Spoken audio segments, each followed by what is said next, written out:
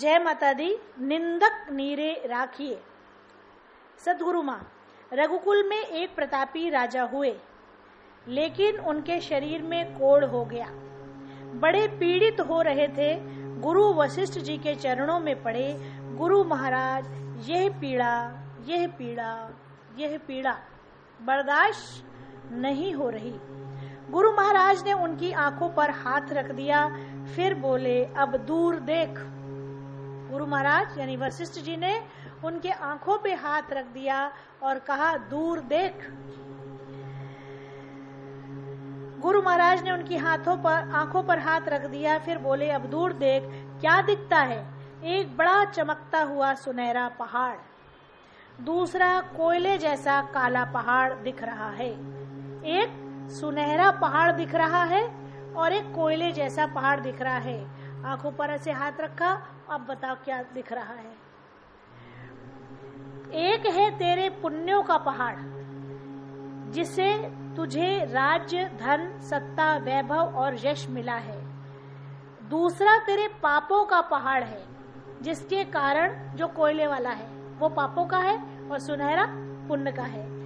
अब वो कह रहे हैं दूसरा तेरे पापों का पहाड़ है, जिसके कारण ये रोग, चिंता और परेशानी है। मतलब अगर पिछले जन्म में कोई घटना, दुर्घटना, कोई पाप, कोई कुविचार कुछ हुआ है, तो उसके कारण क्या मिल रहा है? हमें रोग मिलता है, चिंता मिलती है और परेशानियां आती हैं। तो गुरुदेव इसे मिटाने का उपाय बताएं। उस पहाड़ को खा जा। उन्होंने क्या कहा? उस पहाड़ को खा जा। अब पहाड़ को कैसे खाए?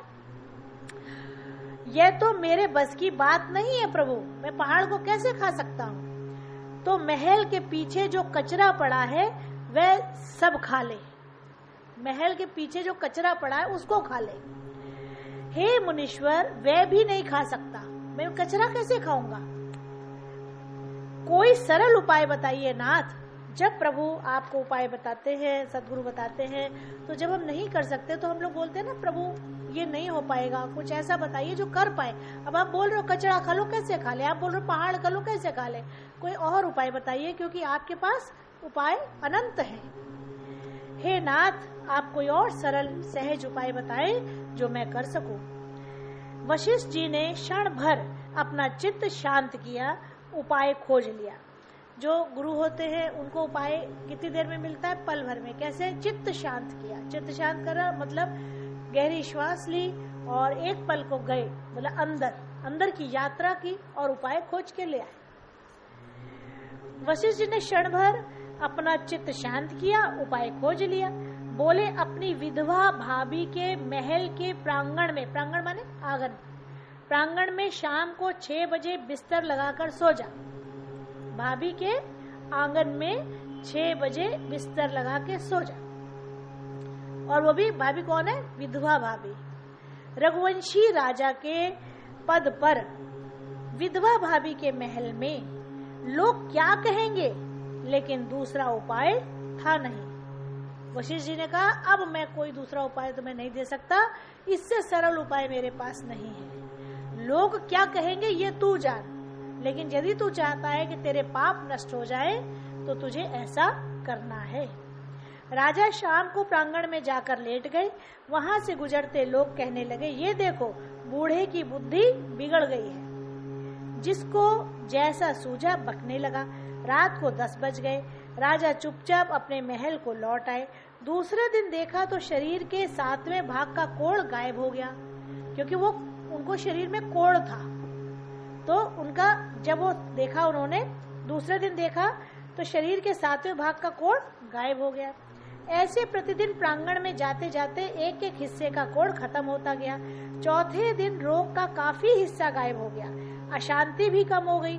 फिर वशिष्ठ जी ने राजा की आंखों पर हाथ रखकर देखने को कहा, तो राजा को दिखाई दिया कि पुण्यों का पहाड़ वैसे ही चमक रहा है और पापों का पहाड़ बिल्कुल छोटा सा रह गया है। वशिष्ठ जी बोले, जिन्होंने तुम पर दोष का आरोप लगाया। अब बड़े ध्यान से सुनना, ये लाइनें बड़ी ही सुनने वाली है।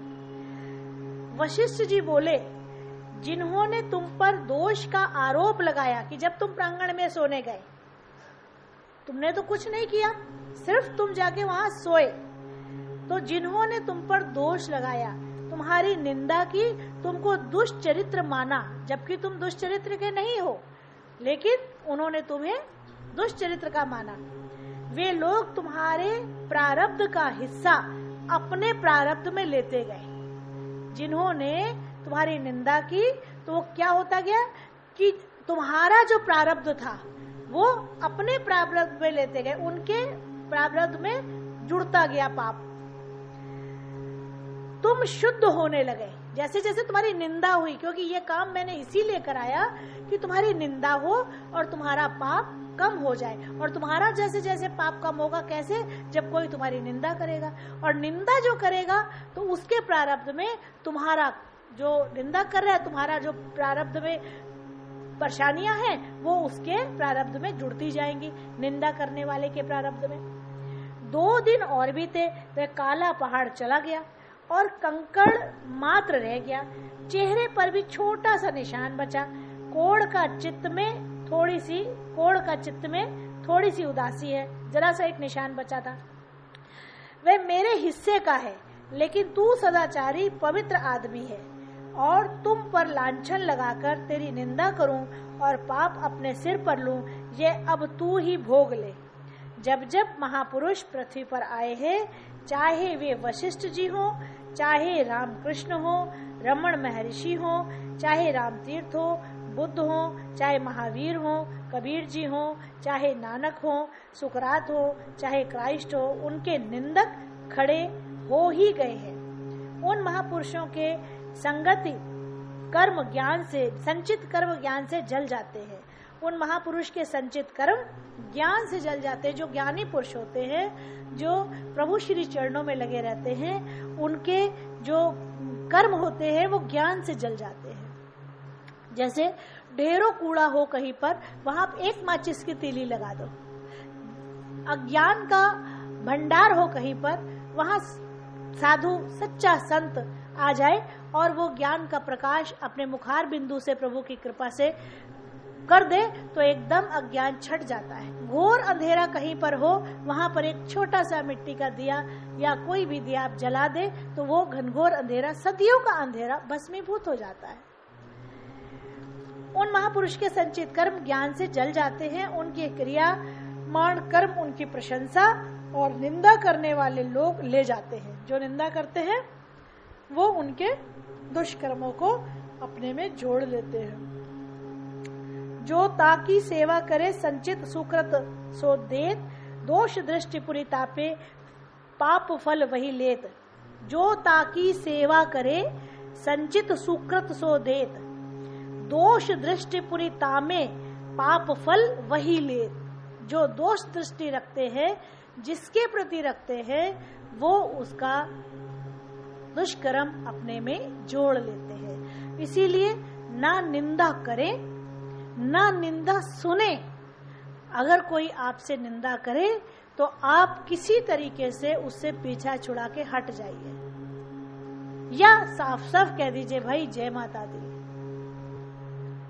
क्यों? होता क्या है, निंदा करने वाले को बड़ा ही मजा मिलता है और निंदा सुनने वाले को उससे ज्यादा मजा मिलता है।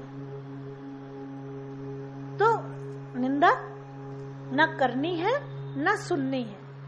नमो नमो गुरुदेव तुझको नमो नमः। नमो नमो गुरुदेव तुझको नमो नमः। नमो नमो